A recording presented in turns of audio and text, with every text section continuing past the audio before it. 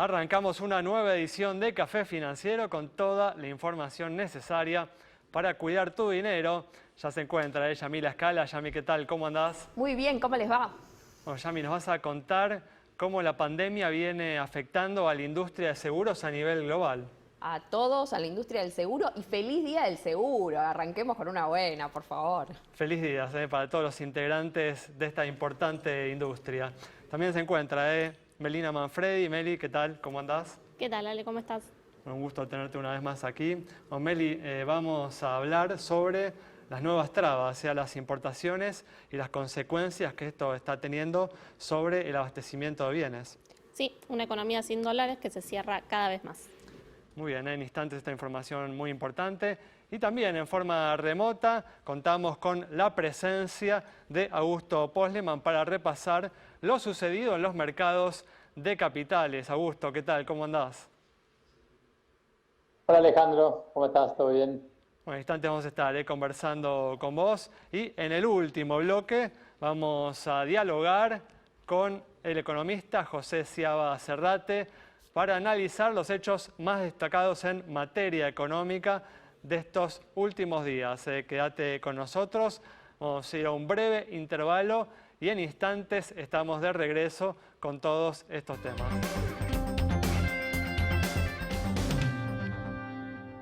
Bueno, comenzamos el programa de hoy repasando la actualidad económica y el gobierno tomó esta semana nuevas medidas para frenar el aumento del dólar que no tuvieron el resultado esperado. La moneda americana continúa desatada y se encuentra en valores que están entre los más altos de la historia.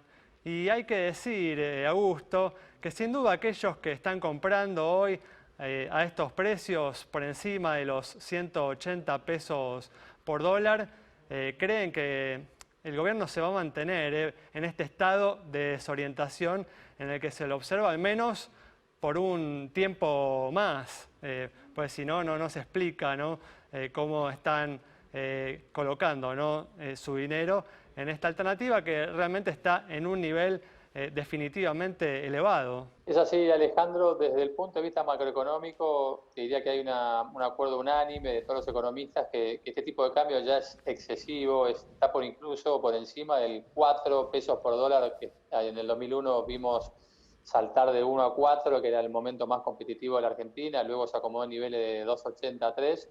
Hoy estamos encima de ese tipo de cambio, incluso sería un equivalente a un 4,5 casi. Con lo cual, desde el punto de vista macro, no tendría mucho sentido que este tipo de cambio continúe esta senda, pero está claro que si no hay un plan económico muy claro, si no hay confianza generada, si no se muestra un sendero de disminución del déficit fiscal y de la emisión monetaria, no hay un norte y entonces la desconfianza genera estas cosas que son quizás lo que llaman los economistas overshooting del tipo de cambio, por incertidumbre misma, que quizás no se condicen con la macro, pero bueno, en el corto plazo, si no hay alguna modificación que dé certidumbre hacia adelante, uno no puede descartar que el tipo de cambio siga en esta línea. De todas formas, las modificaciones normativas que hicieron van en la línea correcta. No hay que desregular la operatoria, está bien. Yo creo que faltaría complementarla quizás con alguna, digamos, medida que dé algo de certidumbre hacia adelante, que por ahora en el corto plazo no pareciera estar. Sí, Augusto, el gobierno no ayuda para nada manteniendo en su cargo a un ministro de Economía que ya perdió por completo la confianza del público. Lo que se nota es eso. Yo no sé si es en la persona del ministro de Economía exclusivamente. Lo que uno ve es que la falta de confianza es claramente el determinante de lo que está pasando. Y si a la falta de confianza se le ve una falta de propuestas, de alternativas, de normativas que generen alguna expectativa positiva hacia adelante, y bueno, más de lo mismo nos va a seguir llevando por este sendero, digamos, algo va a tener que pasar para que esto cambie su tendencia y en el corto plazo no pareciera que lo estén advirtiendo las autoridades. Muy bien, bueno, vamos a seguir hablando sobre estos temas a lo largo del programa, pero entre los manotazos que viene tirando el gobierno para lograr el control de la situación se encuentran las trabas a las importaciones que se establecieron a finales de la semana pasada. ¿En qué consistieron, Meli, estas nuevas trabas? Sí, Ale, son dos grupos. Por un lado, lo que tiene que ver con un régimen informativo que el Banco Central lo que les pide a los importadores y en general a los demandantes de dólares es que informen con 48 horas de anticipación a su banco que van a necesitar determinada cantidad. Esta cantidad estaba fijada en $500.000, se bajó ahora a $50.000, con lo cual cualquier importación que supere ese monto tiene que ser informada 2 días antes. Esto obviamente afectó lo que es el volumen del mercado sobre el fin de la semana pasada y comienzos de esta. Por otro lado, empezaron también a pedir un sello, digamos, de salida en lo que es el sistema integrado de importaciones, que recuerda a muchos en el sector a las declaraciones juradas anticipadas de importaciones, ¿no?, que estuvieron vigentes en el gobierno kirchnerista anterior. En principio, desde el Banco Central también lo minimizaron, diciendo que eran simplemente cuestiones informativas y demás, pero en el sector lo que dicen es que la Secretaría de Comercio puede observar o denegar esos permisos de salida, digamos, sin mayores explicaciones, sobre todo a los importadores que no tienen licencias de renovación automática. Esto puede afectar todo lo que tiene que ver con la industria automotriz, las autopartes, las motopartes, la industria metalúrgica, la de agroquímicos, que ya había tenido un problema y quejas del sector este año por unas restricciones anteriores, y también lo que es la industria de plásticos. En principio está todo muy incipiente, ¿no?, pero están en alerta todo lo que es la industria de los importadores, porque el gran interrogante es, bueno, si empieza a haber realmente trabas serias a las importaciones, no voy a poder vender o no voy a querer vender, dicen los importadores, un bien que no puedo saber a qué precio voy a tener que reponer. Tal cual, esto puede terminar sin lugar a dudas impactando en los precios de todos estos bienes y en la inflación en general en los próximos meses. Parches, de todos modos, que el gobierno va poniendo en la economía para ir ganando tiempo. No se sabe si con el objetivo de llegar hasta las elecciones del año que viene o con el objetivo de lograr un buen acuerdo con el Fondo Monetario Internacional, pero tarde o temprano se va a tener que resolver los problemas de fondo de la economía, como hablábamos con Augusto minutos atrás, que tienen que ver con el importante desequilibrio fiscal que existe y la imposibilidad de financiarlo. Pero bueno, ahora vamos a ir a información sobre el seguro. En este Día del Seguro ya hemos saludado a todos los participantes de esta industria, pero bueno, vamos a hablar de esta pandemia que viene afectando a la economía global, a distintos sectores, entre ellos también viene afectando, Yami, al sector de seguros. Así es, en este día repasamos un informe de Allianz Global Corporate and Specialty y lo que, a ver, si uno piensa en cómo la pandemia nos afectó a todos y cada uno en su vida más personal y privada, luego lo puede extender a la industria en la que uno se desempeña y específicamente también en una industria como la del seguro que atraviesa a el resto de las industrias. Entonces, analizando lo que es exposición al riesgo y la tendencia al reclamo, uno cuando habla de determinados eventos siempre a nivel global se compara. Entonces, por un lado dice, bueno, eventos que fueron así muy rápidos, como ser el atentado de 11 de septiembre, huracán Katrina, que generan ese siniestro de una manera muy, muy rápida, y otros que llevan periodos mucho más largos. Todavía la realidad es que no se conoce el verdadero impacto, ya hay cálculos gigantescos en torno a las pérdidas que ha causado y que está causando la pandemia COVID-19. Y, por ejemplo, hay determinados sectores donde se nota, se percibe, a ver, es muy, muy grande el impacto. Por ejemplo, todo lo que tiene que ver con eventos cancelados, producciones cinematográficas interrumpidas, negocios cerrados, ¿sí? Y luego lo que tiene que ver con la apertura, porque la misma vuelta al negocio y apertura, ¿sí?, mismo si ese negocio no cerró, que ya implicó tal vez otra pérdida, mismo esa vuelta puede implicar también un riesgo. ¿Sí? Por otro lado, y hablábamos del riesgo cibernético, y a nivel local y a nivel global, pero también con novedades respecto de lo que es la vuelta al turismo aparentemente confirmada y sobre la que se sigue trabajando en ese instrumento que confirmábamos la semana pasada. Bueno, también en ese sentido, los aviones no están volando como volaban antes y por cuánto tiempo y en qué medida eso sucederá. Entonces, si uno analiza creciente dependencia de la tecnología, cambio al trabajo remoto, disminución de los viajes aéreos, expansión de energía e infraestructura ecológica y replanteamiento de las cadenas de suministro globales, todo eso, cómo también afecta a las pérdidas, ¿sí?, vinculadas a, bueno, a lo que cada uno tiene, a lo que cubren las aseguradoras y cómo eso reconfigurará, sin lugar a dudas, la industria del seguro.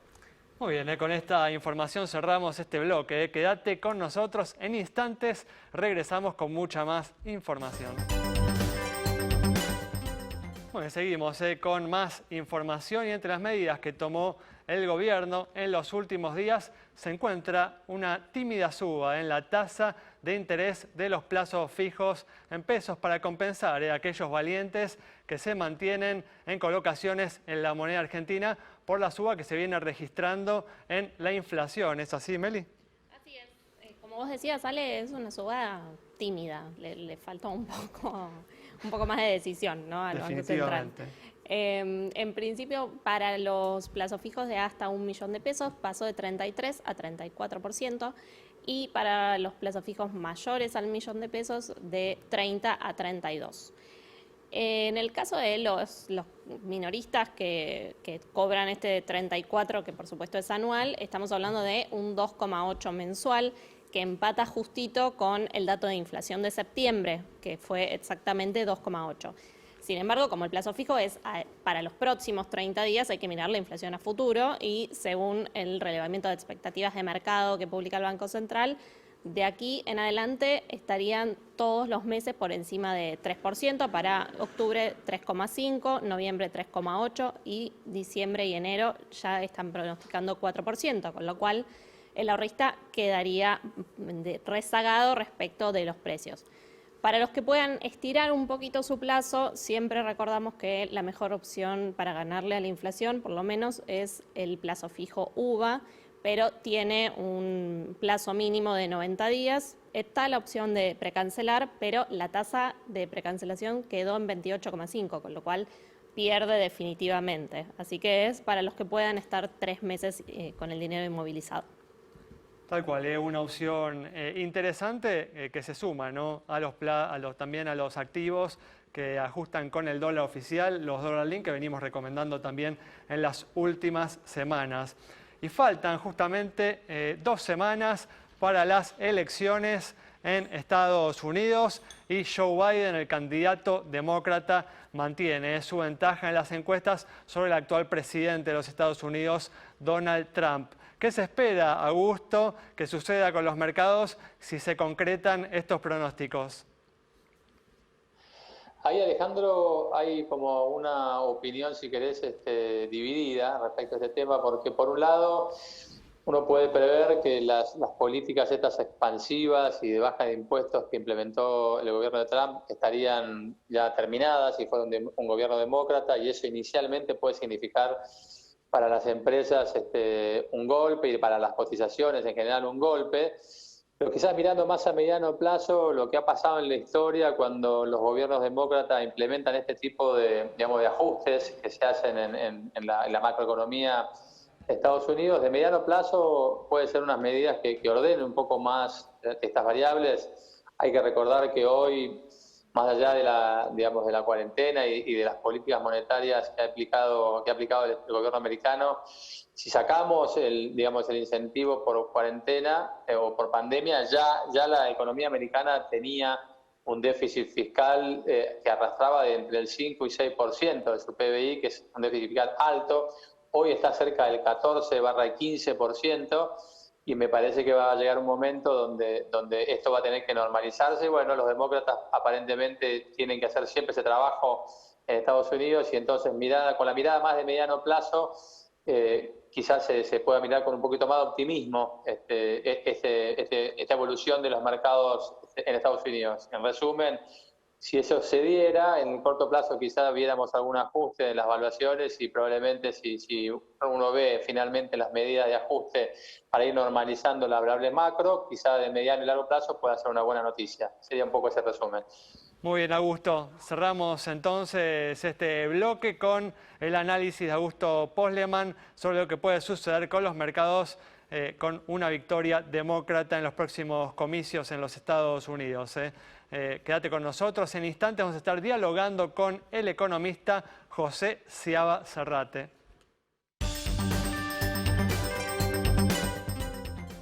Muy bien, abrimos este último bloque ya con la presencia en forma remota del economista José Sciaba Serrate para analizar los hechos más destacados en materia económica de estos últimos días. José, ¿qué tal? ¿Cómo andás?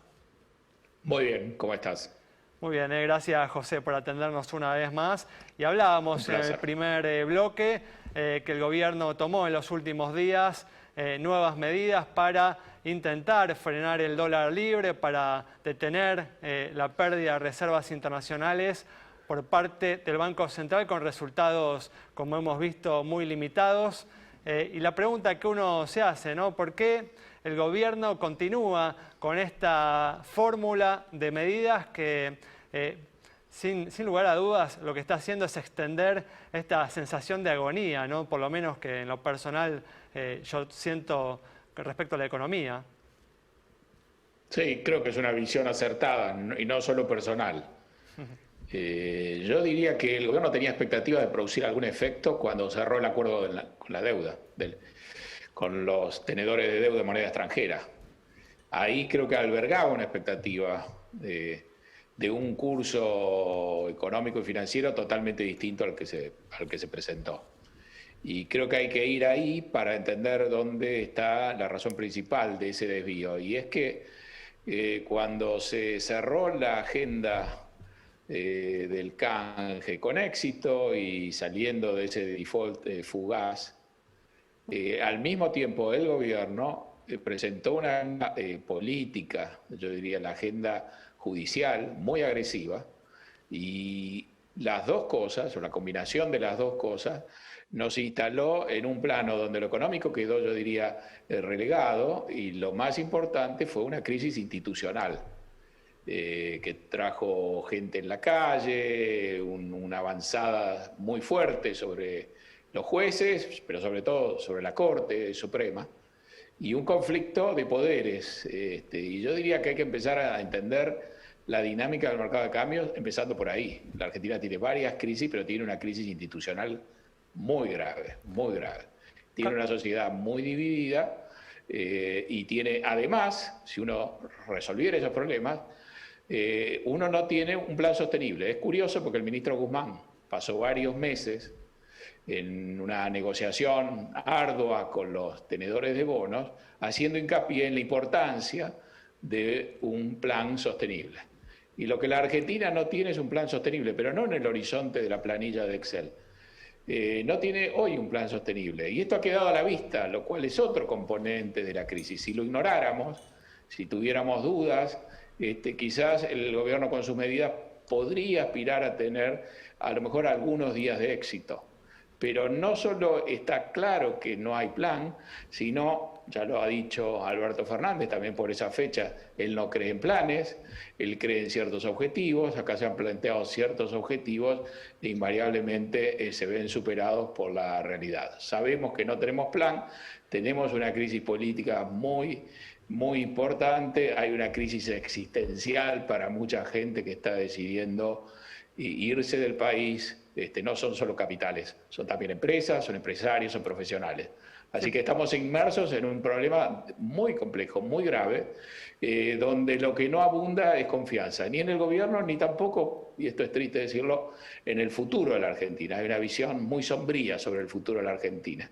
Si uno quisiera arreglar esto, yo diría que más que tocar en el margen una tasa de interés o cambiar la reglamentación de los bonos, debería haber un esfuerzo importante por aclarar, por calmar esta situación. Y en ese sentido hay que darle la derecha a Martín Guzmán, que siempre ha dicho que lo que hacía falta era tranquilizar a la economía. Hay que tranquilizar al país y eso el gobierno no lo logra, más bien, lamentablemente, lo que hace es reavivar las dudas, las incertidumbres de una manera que se traduce, en última instancia, en este comportamiento que uno está viendo del dólar, que es nefasto, porque básicamente el dólar está en su nivel más bajo mucho tiempo en el mundo. Lo que está sucediendo es que no es que suba en la Argentina, sino que el peso se está pulverizando. Sí, justamente eso te iba a decir, con esta explicación que acabas de dar, explicás de alguna manera lo que hablábamos en el primer bloque, señalando, ¿no?, que este dólar de 180 pesos se ubica en uno de los valores más altos de la historia argentina en términos de lo que se puede comprar, ¿no?, con el dólar en nuestro mercado. Valores más altos son crisis terminales. Y yo creo que uno tiene que dividir y separar la paja del trigo. Si uno piensa en la Argentina en términos corrientes, en términos de las actividades que estamos haciendo, el dólar oficial es más que suficiente. Es un nivel de tipo de cambio que le permite a la economía real generar un superávit de balanza comercial cada mes de entre 1.400 y 1.500 millones de dólares, todos los meses. Es decir, que producimos, gastamos y cuando hacemos las cuentas, el país gasta menos de lo que produce y recibe, por lo menos devenga, un saldo a su favor de 1.400, 1.500 millones de dólares. El problema no está entonces en buscar si este tipo de cambio real es alto o bajo en la serie histórica. El problema no está en la balanza comercial, inclusive en el segundo trimestre tuvimos un pequeño superávit de la cuenta corriente. El problema está en la cuenta de capitales, el problema no es el día a día, el problema es más profundo, el problema, como decía antes, es la salida, no solo de capitales. Se habló tanto de la fuga y el gobierno ha logrado achicar la fuga, pero ha achicado todavía más la entrada de capitales. Y tenemos un problema con una salida de capitales que es pequeña, pero nos estamos ahogando en una taza de café porque hemos reducido la Argentina en su dimensión de una manera que quizás no lo notamos, pero si uno mira el tamaño del mercado de cambios y lo compara con el que existía en la misma Argentina antes de las PASO, esta es la tercera parte. Y no solo se van los capitales, se van las empresas, se van los empresarios y mucha gente que se quiere ir pero no se va porque no se puede ir, porque entre la pandemia, el encierro y el cepo, esto también es una especie de trampa y eso pone a la gente más nerviosa.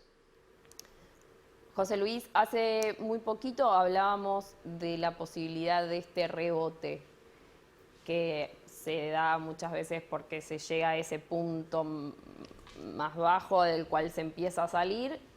Y recién acabas de hablar de crisis terminal, más allá de lo que estamos viendo todos los días. ¿En qué quedó eso que mencionábamos hace algunos días? Tenemos, José, un minuto para cerrar. Bueno, yo te diría que esa es la explicación que ha dado Alberto Fernández, casi silogística, de que si esto es el fondo, y si ya tocamos fondo, entonces más para abajo no podemos ir. Bueno, empíricamente estamos viendo entonces que este no es el fondo. Yo diría que este es un tipo de cambio que en otras condiciones uno diría, sí, es de sobreexageración, es de sobrereacción. El tema es que uno lo tiene que comparar con la realidad y en la realidad estamos viendo una falta de voluntad de responder y de calmar al país en los temas que son realmente importantes. Acá hay una agenda económica, pero la prioridad del gobierno no es la agenda económica, la prioridad tiene que ver con otras cuestiones políticas, con una agenda judicial, etcétera. Y entonces, si esa es la prioridad, estamos descuidando este aspecto y al descuidar este aspecto estamos llevando el tipo de cambio mucho más lejos de lo que hubiéramos podido imaginar, mucho más lejos de lo que resulta conveniente y yo diría peligrosamente lejos. José, muchas gracias. Cerramos entonces el programa de hoy con el análisis del economista José Sciaba Serrate, destacando un aspecto realmente preocupante, que el gobierno no está priorizando la agenda económica y estamos viendo los resultados de esto día a día. Nos reencontramos el próximo viernes a las 19:30 aquí en Metro.